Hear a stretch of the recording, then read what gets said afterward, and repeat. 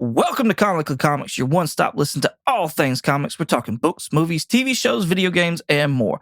I must forewarn you, though, we are a spoilercast, and what that means is we consider all properties, past, future, and present, to be valid, and we will spoil the hell out of them. I'm your host, Michael, along with my two co-hosts, Richard and Jeremy, and with all that being said, let's get started.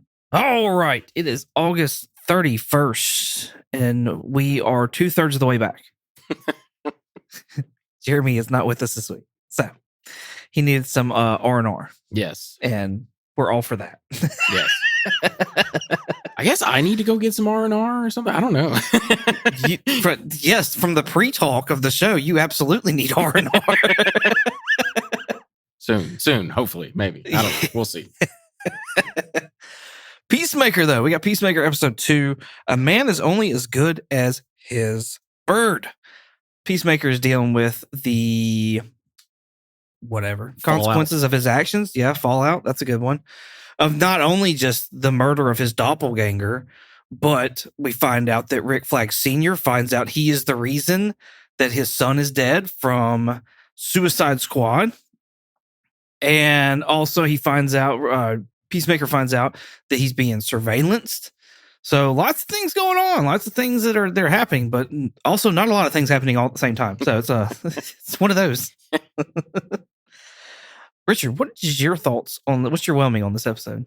I think I was pleasantly whelmed because there's this one action set piece from I'm going to call a character that I didn't think we would ever get. And it's kind of my favorite character from the show, even though they don't speak.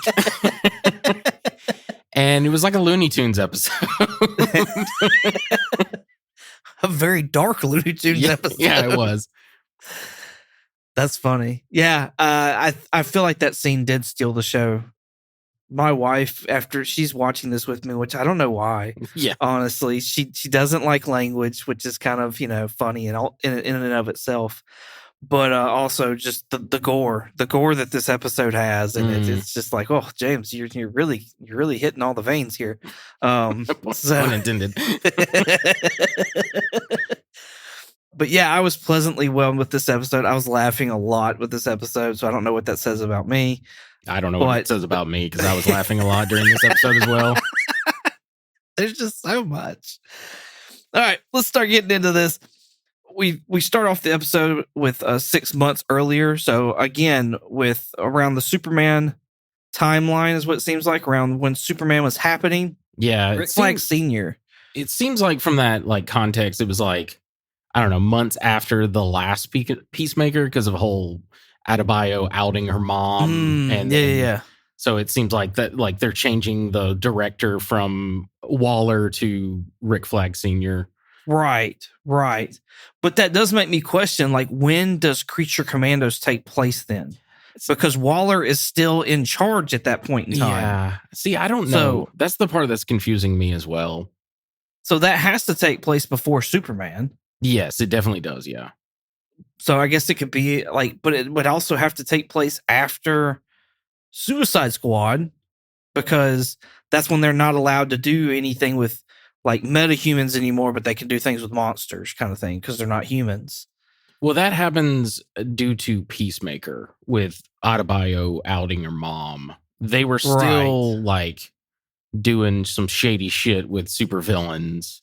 Yeah. So it happened somewhere between after Suicide Squad, but before the end of Peacemaker. Okay. Or no, excuse me. No, because she's ousted. She has to use monsters at that point. So it's right. It's after Peacemaker, first before season, Superman. but before Superman. Right. Yeah. Yeah. That seems like a weird window, though. It is a weird window. Which I guess Creature Commandos really didn't take long to go through. It wasn't like it was a month sprawling event. Yeah, it seemed like it was this all happened in a week. Yeah, that's what I was gonna say. It seems like it was just stuff within 5 days or something. Yeah, work week. Work week, yeah. That's funny. We also see that we just see the life of everybody else. We already talked about Chris, but Adebayo meeting with her ex and Hardcore. What? She's so mean. Adebayo's ex? Yeah. And like, Well, there seems to be some unclarity about their relationship though as well. So yeah, but still, like that whole moment of like, I mean, I get it if they're broken up. Like, don't just assume and go into that person's apartment. But Adebayo didn't think it's like the whole Ross and Rachel thing of like, we were on a break. But I just that moment where she's like, I love you, and then nothing is said back. I'm like, man, that's cold. That's ice cold. That's hard. That's And a then tough one. My note there though, they were talking about like moving back to Gotham, and I'm like, why in God's name would you move back to Gotham? Because it's home. That's where home is, Richard. I'm assuming rent is cheap because of all the crime. Yeah, nobody wants to move there, so they're just giving apartments away. That's funny. I've gotten ahead of myself. Also, by the way, I told everybody and you last week that I would have a first appearance of Arkham Asylum since we're talking about Gotham here. So yeah, Arkham Asylum first appearance. It's first off, it started as a hospital in Batman 258. And then in Batman 326, it was referred to as Arkham Asylum. So there you go. I wish Jeremy was here for this. I know.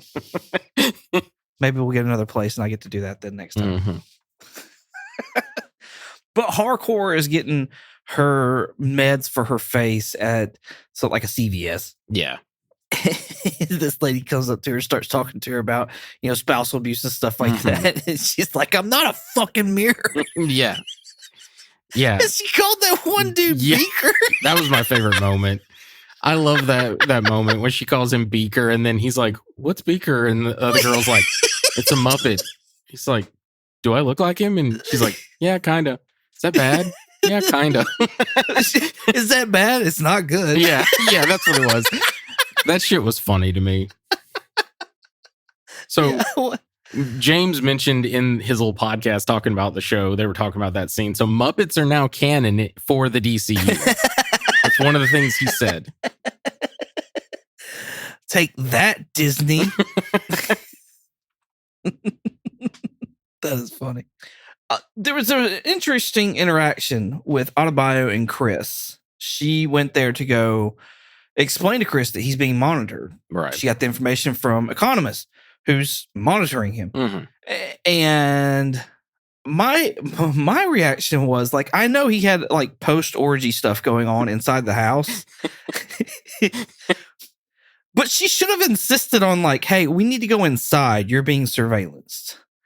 Like this idea of like, let's just sit on your porch and kumbaya and look at these pictures and talk like nobody can like hear us with a microphone. That just, I was like, what are we doing? Yeah. Like, what are we doing? Like, at least bring her in the back door or something. Pun intended. Maybe. I don't know. I thought about it as I was saying it. I was like, whatever, fuck it. Yeah, I mean, it's mostly to the orgy. I was wondering, like, at the start of the episode, he's trying to like clean up the murder scene, if you will, and like he goes and gets a shower. And I specifically wrote a comment. I was like, what happened to the orgy? Because like technically, like not a lot of time has passed between like when he gets high and leaves the orgy and then gets attacked. It's been maybe like an hour or something like that. So I was like, what happened to the orgy? And then later on we see it. I was like, oh, never mind. Yeah, no, it continued on. Yeah. Nobody missed him. He was he was just facilitating closed doors and windows. That's all it was. Those people sleeping naked just on couches and I'm like, y'all some nasty motherfuckers. Like, you're gonna have to fucking Clorox everything. Everything. Mary Maid's got nothing on what this place is gonna need. For real. Just burn it all to the ground. That's funny. We meet Economist's new partner as well. This motherfucker here, Langston Fleury. Yeah, Fleury. Played by the great Tim Meadows from SNL and all sorts of stuff. I I hate this motherfucker. Oh, I really? cannot stand Oh this my God. character at all. I love this character. This is the reason why I was pleasantly wound. The way he delivers so many lines in this episode is so fucking funny to me. When he's like, "Hang in there, titties, you're gonna live." And then my favorite moment, at first it didn't work because I thought he was just like fucking with Economos. But later when he's like, it's legit, he has bird blindness. Yeah. Yeah. And then I love when he wakes up and he's like, I was attacked by a fucking duck. Like, I don't know why, but that shit cracked me up. Like, I was quoting that line all throughout like the last couple of days. Oh yeah. Well, when the economist was like, well, "What about like?" Apparently, he sees all birds the same size. Yeah. It doesn't matter what they are; they're all the same size. Economist was asking him about, what about a hummingbird? He's like, "Oh, you mean the small one that flaps his wing really fast and can hover around?" And the economist is like, "Yeah." And he's like, "Yeah, I know all that because I read a book." Yeah, which is why I thought he was like fucking with him. But then when like Eagly's attacking everybody and he's like, "Goddamn burn blindness," and he can't like shoot Eagly, I was like, oh my God, it's real. This is dying. You've now talked about it, so now we just gotta go ahead and go to that now. Okay. So they're having a party for economists later on that evening. Everybody's showing up. Vigilante, Hardcore, Autobio, Chris, all of them. And while they're gonna be at that party, Langston and crew, Titties, I can't even remember the rest of them. It's Mexicali, Encino Man. Encino Man, yes. Titties. And then he gets multiple names, but I wrote them down. It's Pony Boy, Barely Legal, yes. and Cupid Doll. Yes. This is his entourage of a crew here that's going to break into Chris's house and investigate what's going on with the little blip that's happening. And as they're like they're going into the house, I looked over to my wife. I said, "Do they like really think Eagly is going to let them in this house?" Mm-hmm. And they get in the door. They get to investigating. They have this cool little device that sees the rays or whatever. What is it? Not extraterrestrial. Something terrestrial. Yeah, the interdimensional thing. Right. Yeah. And then they make their way to the closet. Well, about that time, here comes Eagly, just kicking ass, everybody's ass. It didn't matter. Dude was like a ninja. He would knock somebody to the ground, and he would start looking around, and he'd see one person over there and one person to his left, and then he would just figure it out, and he just kicked both their asses, and it was. I fucking loved it. It was literally like I pulled this clip specifically because I was like, this shit is getting goofy. I fucking loved it. It was such like a Looney Tunes moment of like Eagly kicking the shit out of all these like, I don't know, black ops people. It was so fucking funny to me. No, I thought it was great. I thought like even like when he gets done and he starts walking in the house and they've got the music going on, I was yeah, they did the slow walk. I just couldn't help but laugh as he's like making his way to the back door and like opens his wings up to like get up 3 flights of steps and or 3 little steps. Yeah, it was. I fucking loved it, man. He like slits the like jugular on Titties. He rips the eye out of Encino Man. Is it Encino Man? I can't remember which one. Yeah. What is he like mauls or like Mexicali or Cupid Doll or whatever the fuck it. I can't remember. I think Pony Boy is the only one that makes it out like unscathed for the most part. Mm-hmm. Because even Langston gets hit, not hard or bad, but like he gets hit too. But like Pony Boy's the one that came over there and like got him up. But yeah, Encino Man lost an eye. Titties got the jugular. Mexicali got like mauled. Just just mauled as much as a bird can do in a bedroom. Like, then you got to think like, because there was one scene where Langston is just like trying to hold the jugular to keep her from bleeding out. Mm-hmm. And she's like trying to tell him to look up or whatever because Eagly flew away. Yeah, he's gonna like dive just bomb. Flew up. Yeah. And Langston looks up and it's like him dive bombing down. Like that's a big ass bird. Yeah, that's gotta fucking hurt. Like there's no. He couldn't see it coming. He just thought He it was. could, but he didn't. He just couldn't tell the size. Yeah, exactly. He thought it was a duck. Which is a big bird. Which I want to know, does that extend to Hawk Girl? Does that like can he not tell that Hawk Girl is a girl or a human or something? With wings? Yeah. Yeah. Gunn had said the reason that whole how that gag came to be is he's friends with like a famous person. He didn't mention their name, but they have face blindness, which is a legitimate thing where this person can't like, he couldn't tell the difference between you and me. Wow. Yeah, that's a thing? Yeah, apparently it is. It's very weird. He said the guy has to use like certain like exaggerated things to remember. So like Gunn says, because he has that white spiky hair and the big thick kind of like rimmed glasses, that's how this person recognizes Gunn.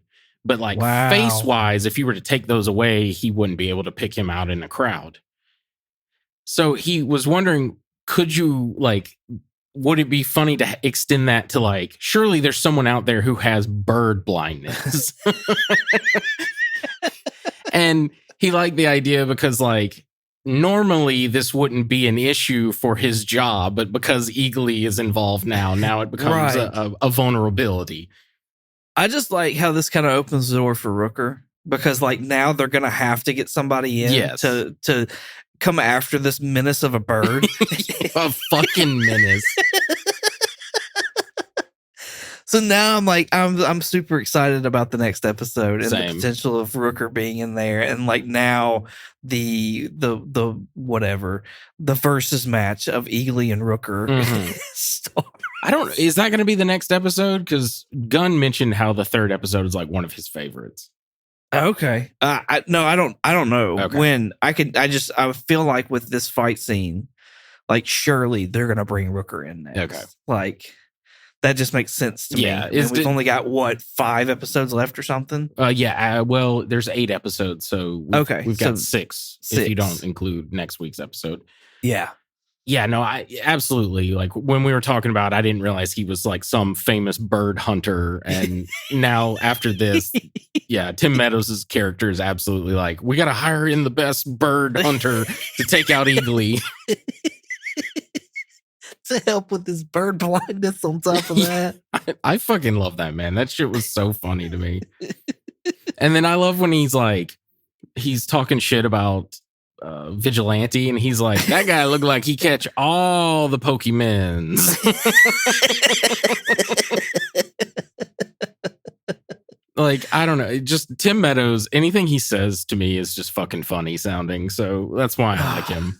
I couldn't fucking stand him. It like this shit he said was funny, but like I was just like, oh, if that was me and him in that van, like I would throw down. I'd have to throw hands.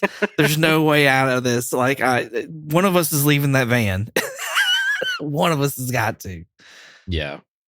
Yeah, I like his interaction with Economos. Economos, man, he's just like, whatever, dude. I don't fucking care. It's very much the same as like how he treats Vigilante.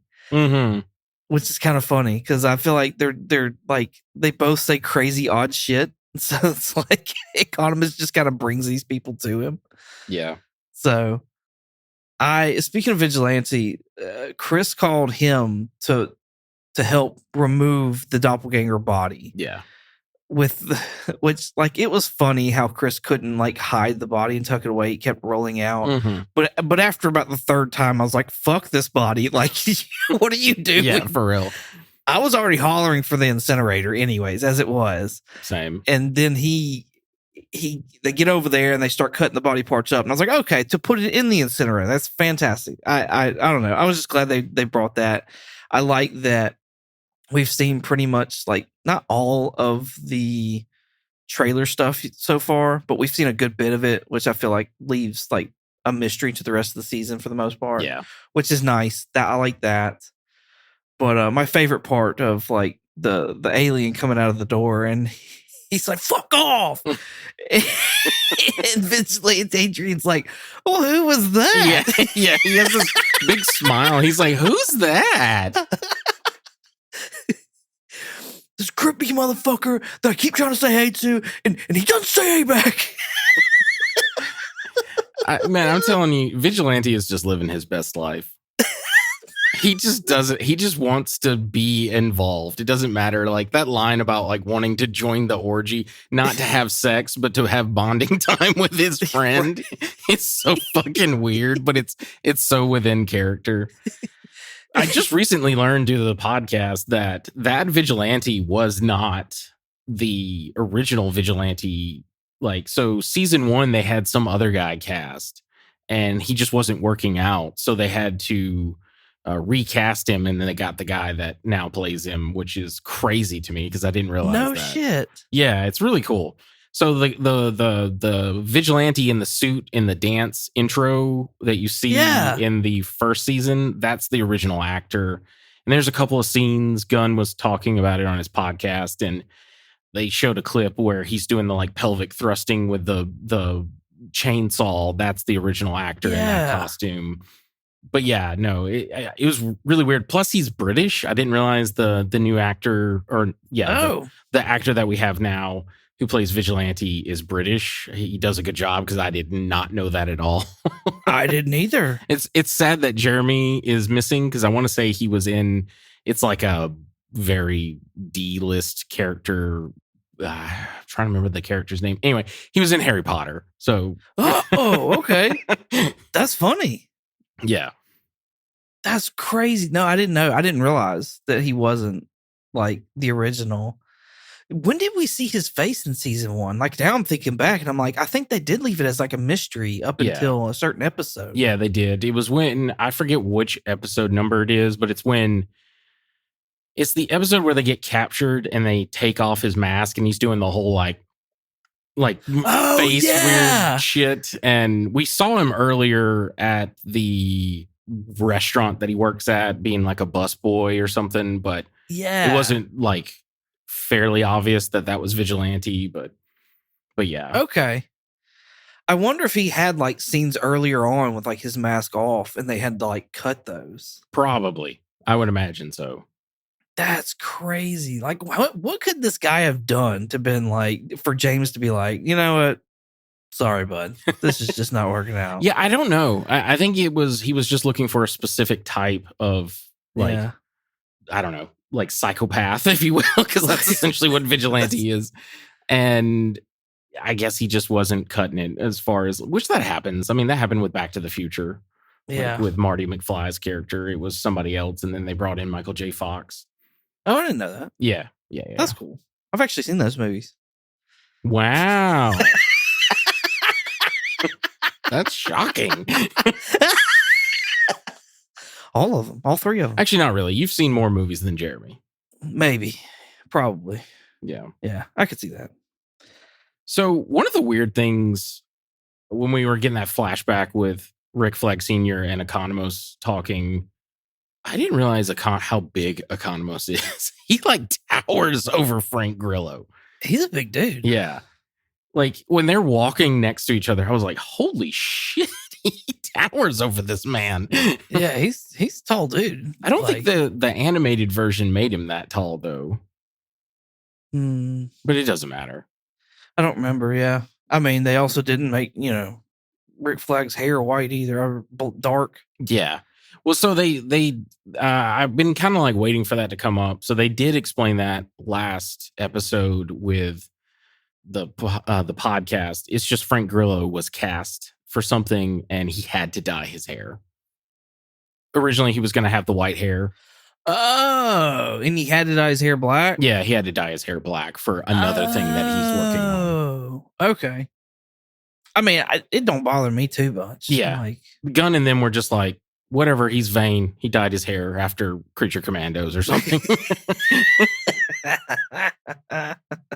That's funny. The last note that I have is there at the party scene on top of the roof. We get a scene where they're just dousing Adrian down in beer, and he's stripped down to his whitey tighties, and I'm like, that's Like if this TV show was not called Peacemaker, it'd be called Whitey Tidies. It really Like, would. Apparently, it's a thing with James Gunn because he was.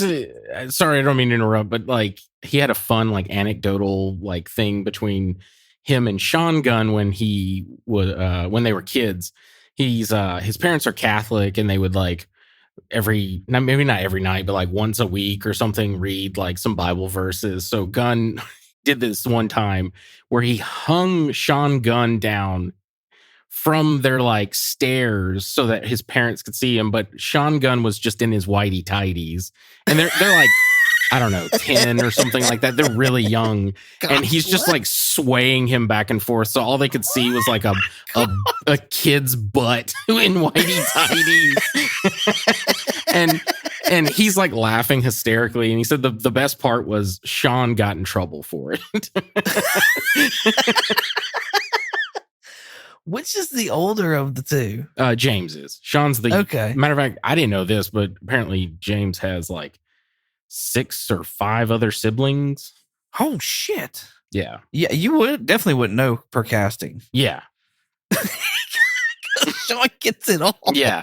Well, I don't think the others do any kind of like Hollywood stuff. Sean and James are the only one that do like Hollywood things. Got you. Man. I mean, I guess that's par for like, Catholic people. Like if his parents were Catholics, then yeah, they don't believe in birth control. So that's how that works. Contraception and all that. Yeah. Right. So, okay, cool. The only beef I had with is there's a scene where Peacemaker is coming in and he's all like, "Eagly, are you fucking shit up again?" And he like finds Eagly and he gives him like a noogie. Like he like that looked very CGI. It looked very CGI. I know he's a CGI bird, but it just didn't look great. It looked very fake to me. That was my one and only beef. The other thing I had is I love that Economos refers to Amanda Waller as A-dubs. A-dubs. And Rick Flag's looking at him like, dubs? He's like, W. Like, Yeah. Like, bruh, you got to explain it. It's not funny. No, it's not. But yeah. Oh, man. That's pretty much it for me. But I did have some. So I learned recently there's a fan theory. I don't know, maybe you want to talk about that for next week's episode, because I think we're going to see the other Earth finally. Okay. Yeah. Some people have a theory that this Earth is like, because of Augie being a white supremacist in their Earth, that this Earth may be like a white supremacist Earth, if you will, because they haven't seen any like people of color in any of the shots or anything like that. Because everyone's wondering if there's going to be like a like dark twist to this universe. Like it's not as green as Peacemaker thinks it's going to be. Like there's going to be something that's fucked up and awful about it. I don't know. I just thought that was an interesting little idea that the fans had. Okay. I could kind of get down with that. So, and here's my thought process of this, and to also explain like kind of the ending of the episode to the audience. Chris in his drunken state, which by the way, I felt like he got like bad turned up like really quick. It was like he was talking the hardcore and everything was okay. Mm-hmm. And then it was like all of a sudden he got turned down or whatever. And it was like he was just spiraling down, just being drunk. And I'm like, bro, that beer hits you fast. Well, what the fuck is going on? Not to mention, it's fucking Bud Light. like it's basically water. Like, ain't no way he got that drunk off of Bud Light. As big as he is, like he'd have to drink a lot. Come on now. So he's in this drunken state. He makes his way back to his doppelganger's universe. Overhears his dad and his brother talking about, like, basically, it sounds like they're looking for him, wondering if he's back on pills, things like that, wondering about the blood. He is texting the hardcore in that universe, Amelia, and looks like there's so it looks like he's about to take on the persona of his doppelgangers. What they're implying. Mm-hmm. We even seen in like an end scene credits, like very end scene credits, by the way, of like Chris going to the garage, seeing the motorcycle. And so he's getting excited about that. which I'm kind of excited to see him on a motorcycle driving around. Like, I think that's going to be fun. Yeah. But it's weird. So you're talking about this universe maybe being like whites only, like white only America or something like that. Maybe. And that's why Augie is like the hero of this universe, like the Superman of this universe. Yeah. So what's weird is there's no Eagly. Yeah. We haven't seen one yet. Yeah. And there's even talk about, like, Economist was talking to Langstrom about, like, bald eagle, symbol of America, like all this other jet, like that's brought up, and it's like, but we haven't seen the Eagly in this universe yet. Maybe this is not a. Isn't there like a Nazi universe in one of, because didn't they do? They did it on Supergirl. Oh yeah, no, yeah, the Legends of Tomorrow thing. That's right. She's got like an SS. Instead of like the normal Superman S or whatever. So I was wondering if maybe like Gunn's doing something with that.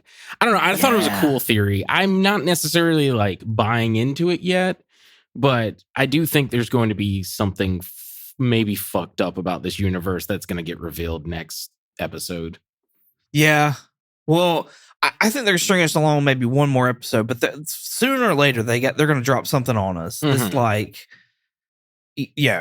this is not the Earth for you. Yeah. Like, this is not the Earth you're looking for. Like, yeah, I think also once like that Augie and that Keith find out that Chris killed their Chris, they're gonna like try and murder him or something. Oh, yeah. But yeah, I've been noticing that. I'm like, where's the Eagle? I guess he doesn't need it because of like this universe's Chris never needed it because he has Keith and Augie or something. I don't know. But like you said, it does make sense if this is not like the America that we know that has like this, the eagle as the symbol. Right. It could be that reason.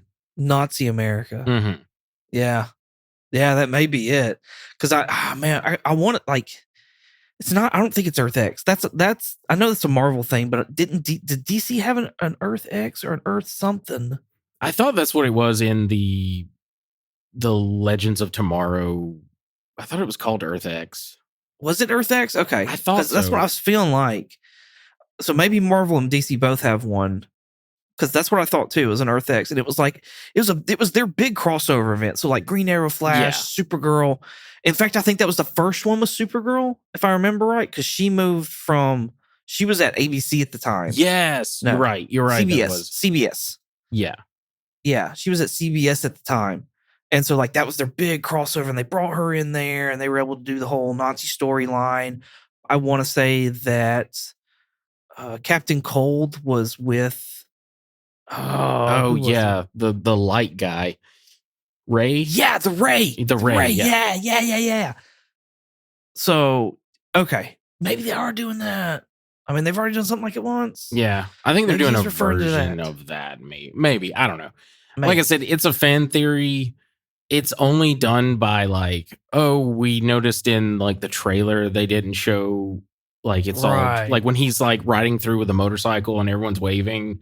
Yeah. And the like photos of Harcourt at like on the phone or whatever at her like place of work. There's no like people of color. The restaurant. Yeah. And but I'm like, that could just be a weird casting thing. But we'll see. Because I still think we're gonna see alternate versions of Vigilante and Adebayo just because of how the dance routine goes. We see them get in different costumes, like different clothing.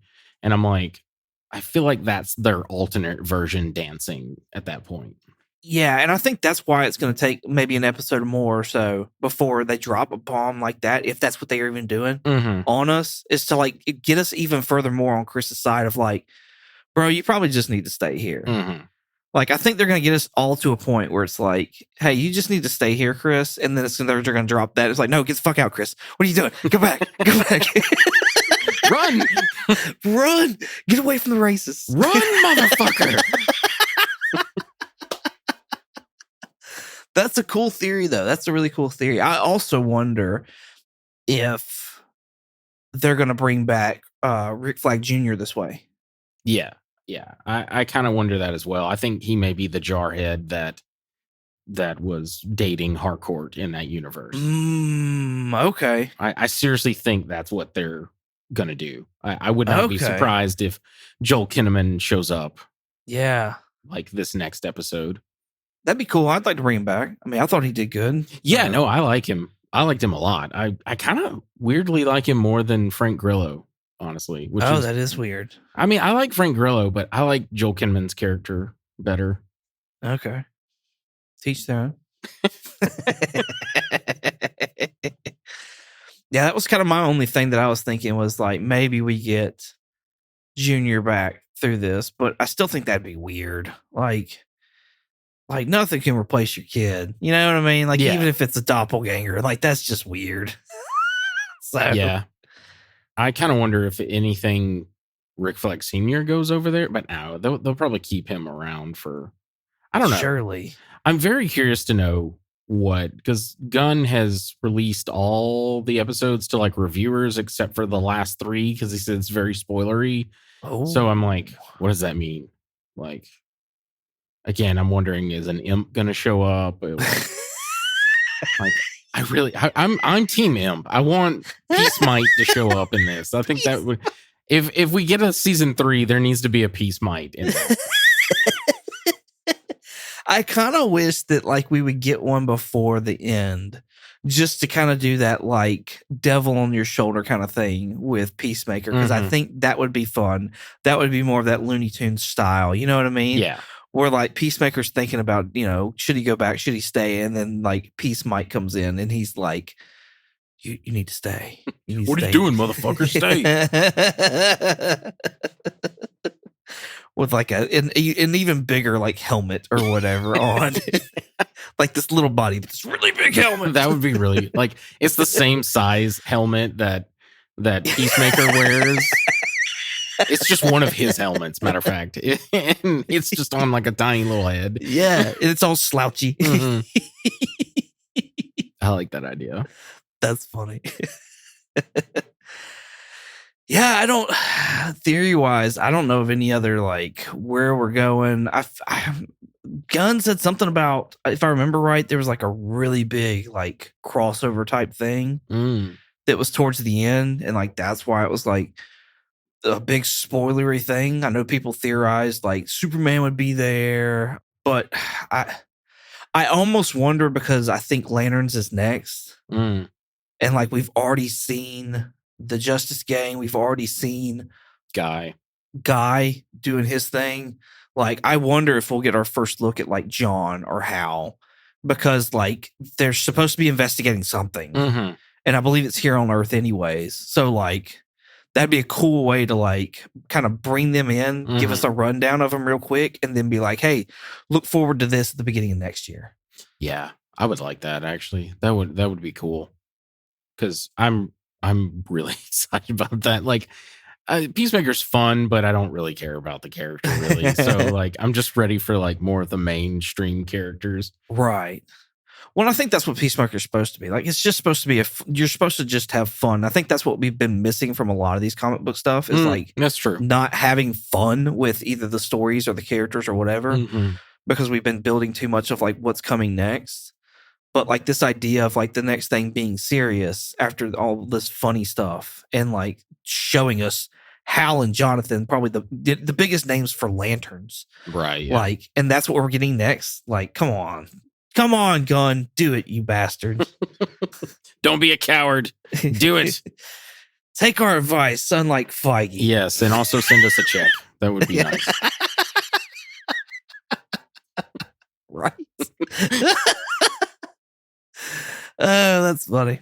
All right, that's all my theories. That's all my stuff, my notes. Yeah, that's all I got as well, man. These are short episodes. There's not a lot to like we can't really get into like, oh, this may be happening until right. I'm hoping next episode. Yeah, I think we're definitely getting closer, regardless. Yeah. So cool.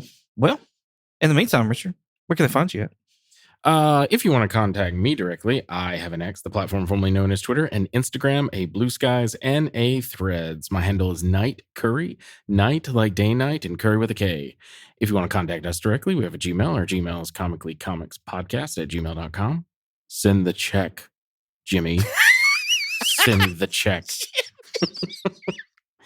And if you want to check us out on YouTube, possibly TikTok, we'll see, and Instagram, you can check us out under the name Comically Comics Podcast. And if you want to check us out on X, the platform formerly known as Twitter, you can check us out under the name Comically Comics with an X. If you want to check out Jeremy, you can find him over on Twitch at Night Fury GTO. That's Night Fury with a K. If you want to find me, you can find me on Instagram, eBay, at Shortbox22_comics. You also find me on YouTube at 22 Comics. Thank y'all so much for listening. Hope you enjoyed as much as we did make it. With all that being said, say goodbye, Richard. Goodbye, Richard. Goodbye. I'm so happy. I got bird blindness. I got bird blindness.